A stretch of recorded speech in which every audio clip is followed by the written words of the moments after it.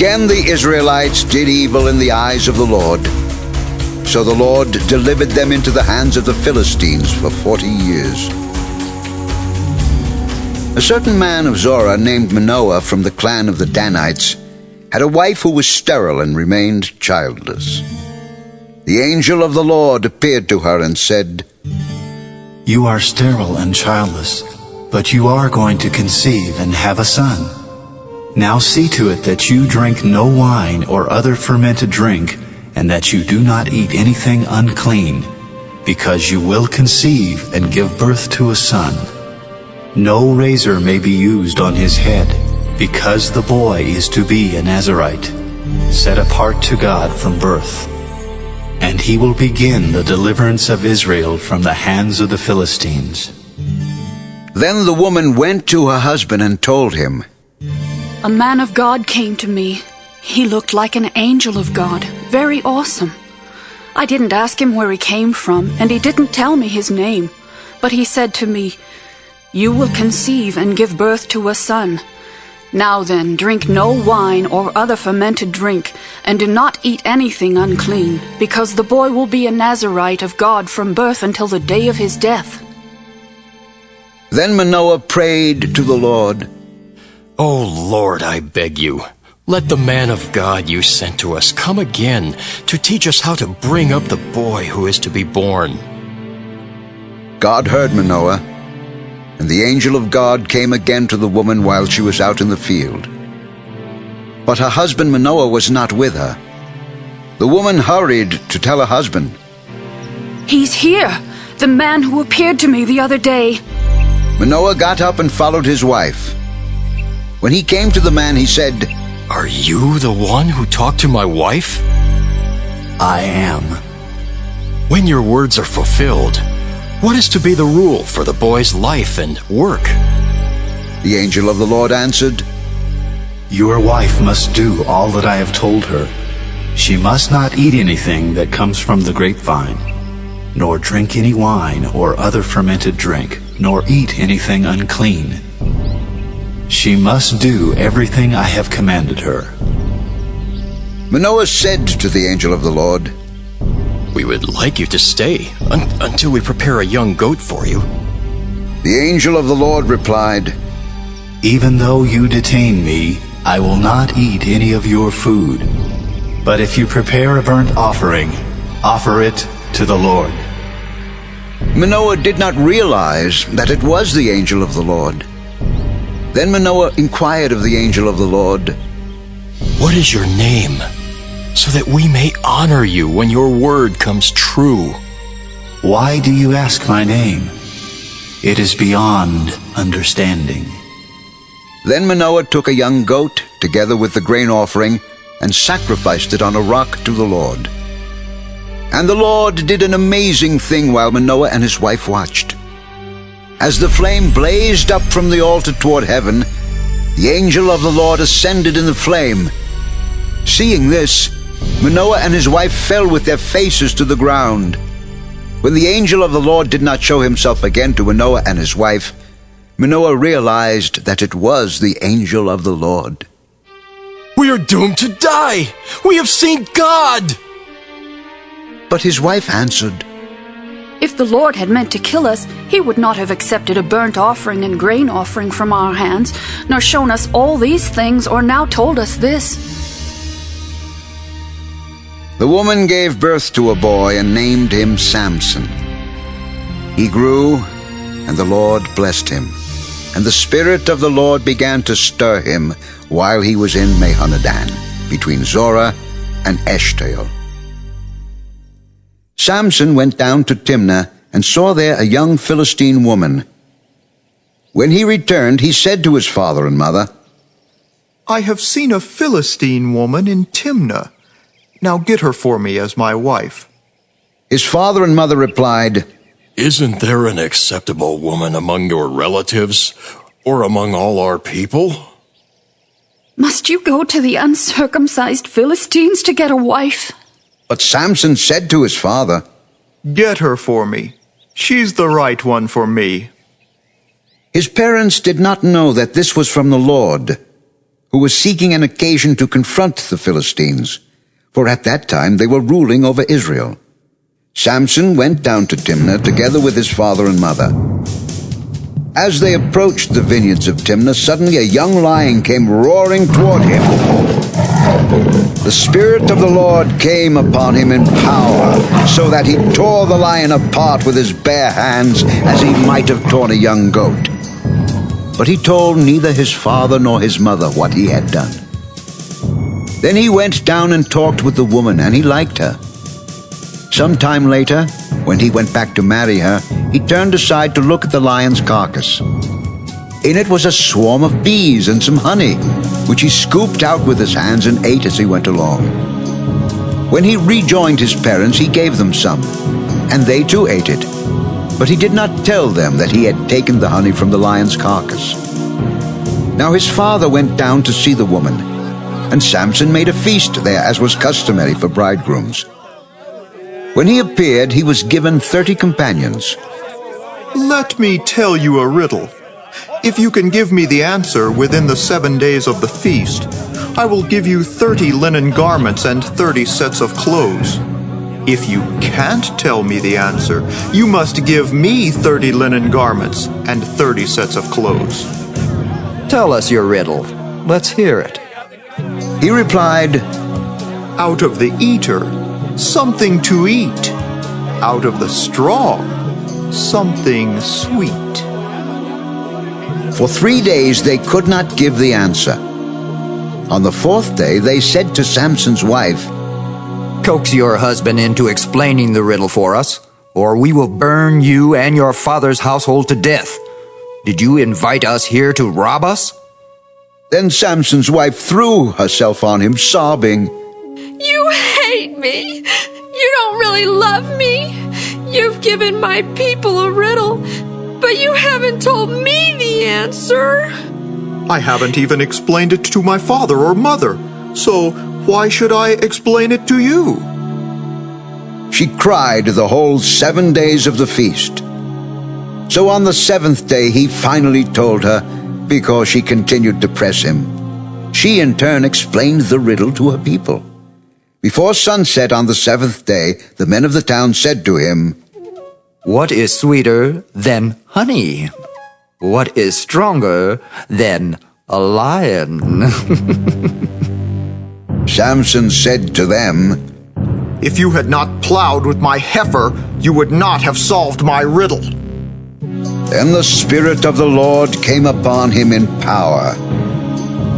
He went down to Ashkelon, struck down 30 of their men, stripped them of their belongings, and gave their clothes to those who had explained the riddle.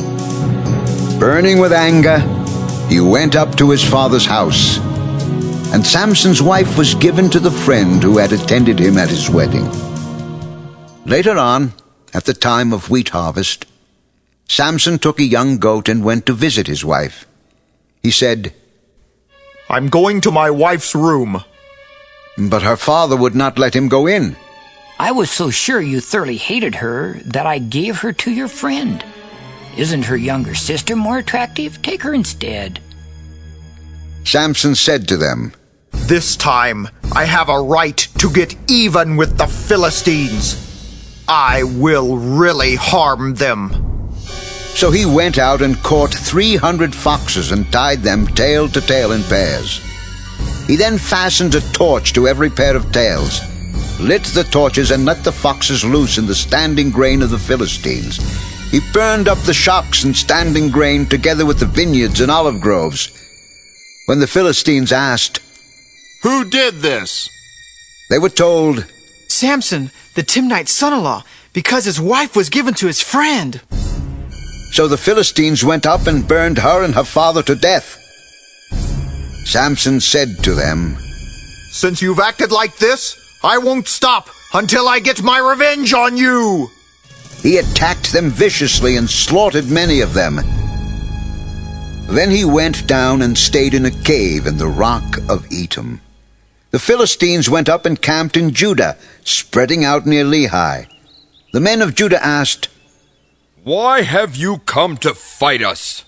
We have come to take Samson prisoner, to do to him as he did to us. Then 3,000 men from Judah went down to the cave in the rock of Etam and said to Samson, Don't you realize that the Philistines are rulers over us?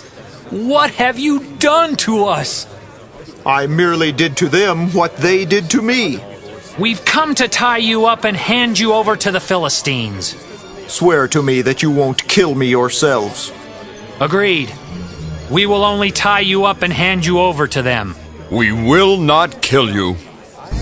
So they bound him with 2 new ropes and led him up from the rock. As he approached Lehi, the Philistines came toward him shouting. The Spirit of the Lord came upon him in power. The ropes on his arms became like charred flax, and the bindings dropped from his hands. Finding a fresh jawbone of a donkey, he grabbed it and struck down 1,000 men. Then Samson said, With a donkey's jawbone I have made donkeys of them. With a donkey's jawbone I have killed 1,000 men. When he finished speaking, he threw away the jawbone, and the place was called Ramoth-Lehi. And because he was very thirsty, he cried out to the Lord, You have given your servant this great victory. Must I now die of thirst and fall into the hands of the uncircumcised? Then God opened up the hollow place in Lehi, and water came out of it. When Samson drank, his strength returned, and he revived. So the spring was called En Hakkore, and it is still there in Lehi. Samson led Israel for 20 years in the days of the Philistines. One day Samson went to Gaza, where he saw a prostitute. He went in to spend the night with her. The people of Gaza were told, Samson is here. So they surrounded the place and lay in wait for him all night at the city gate. They made no move during the night, saying, At dawn we'll kill him. But Samson lay there only until the middle of the night. Then he got up and took hold of the doors of the city gate, together with the 2 posts, and tore them loose, bar and all. He lifted them to his shoulders and carried them to the top of the hill that faces Hebron. Sometime later, he fell in love with a woman in the valley of Sorek, whose name was Delilah. The rulers of the Philistines went to her and said, See if you can lure him into showing you the secret of his great strength, and how we can overpower him, so we may tie him up and subdue him. Each one of us will give you 1,100 shekels of silver. So Delilah said to Samson, Tell me the secret of your great strength and how you can be tied up and subdued. If anyone ties me with 7 fresh thongs that have not been dried, I'll become as weak as any other man. Then the rulers of the Philistines brought her 7 fresh thongs that had not been dried, and she tied him with them. With men hidden in the room, she called to him, Samson, the Philistines are upon you. But he snapped the thongs as easily as a piece of string snaps when it comes close to a flame. So the secret of his strength was not discovered. Then Delilah said to Samson, You have made a fool of me. You lied to me. Come now, tell me how you can be tied. If anyone ties me securely with new ropes that have never been used, I'll become as weak as any other man. So Delilah took new ropes and tied him with them. Then, with men hidden in the room, she called to him, Samson, the Philistines are upon you. But he snapped the ropes off his arms as if they were threads. Delilah then said to Samson, Until now you have been making a fool of me and lying to me. Tell me how you can be tied. If you weave the 7 braids of my head into the fabric on the loom and tighten it with the pin, I'll become as weak as any other man. So while he was sleeping, Delilah took the 7 braids of his head, wove them into the fabric, and tightened it with a pin. Again she called to him, Samson, the Philistines are upon you. He awoke from his sleep and pulled up the pin in the loom with the fabric. Then she said to him, How can you say I love you when you won't confide in me? This is the third time you have made a fool of me and haven't told me the secret of your great strength. With such nagging, she prodded him day after day until he was tired to death. So he told her everything. No razor has ever been used on my head, because I have been a Nazirite set apart to God since birth. If my head were shaved, my strength would leave me, and I would become as weak as any other man. When Delilah saw that he had told her everything, she sent word to the rulers of the Philistines. Come back once more. He has told me everything. So the rulers of the Philistines returned with the silver in their hands. Having put him to sleep on her lap, she called a man to shave off the 7 braids of his hair, and so began to subdue him. And his strength left him. Then she called, Samson, the Philistines are upon you. He awoke from his sleep and thought, I'll go out as before and shake myself free. But he did not know that the Lord had left him. Then the Philistines seized him, gouged out his eyes, and took him down to Gaza. Binding him with bronze shackles, they set him to grinding in the prison. But the hair on his head began to grow again after it had been shaved. Now the rulers of the Philistines assembled to offer a great sacrifice to Dagon their god, and to celebrate, saying, Our God has delivered Samson, our enemy, into our hands. When the people saw him, they praised their god, saying, Our God has delivered our enemy into our hands, the one who laid waste our land and multiplied our slain. While they were in high spirits, they shouted, Bring out Samson to entertain us! So they called Samson out of the prison, and he performed for them. When they stood him among the pillars, Samson said to the servant who held his hand, Put me where I can feel the pillars that support the temple, so that I may lean against them. Now the temple was crowded with men and women. All the rulers of the Philistines were there, and on the roof were about 3,000 men and women watching Samson perform. Then Samson prayed to the Lord. O sovereign Lord, remember me. O God, please strengthen me just once more, and let me with one blow get revenge on the Philistines for my 2 eyes. Then Samson reached toward the 2 central pillars on which the temple stood. Bracing himself against them, his right hand on the one and his left hand on the other, Samson said, Let me die with the Philistines! Then he pushed with all his might, and down came the temple on the rulers and all the people in it. Thus he killed many more when he died than while he lived. Then his brothers and his father's whole family went down to get him. They brought him back and buried him between Zorah and Eshtaol in the tomb of Manoah his father. He had led Israel 20 years.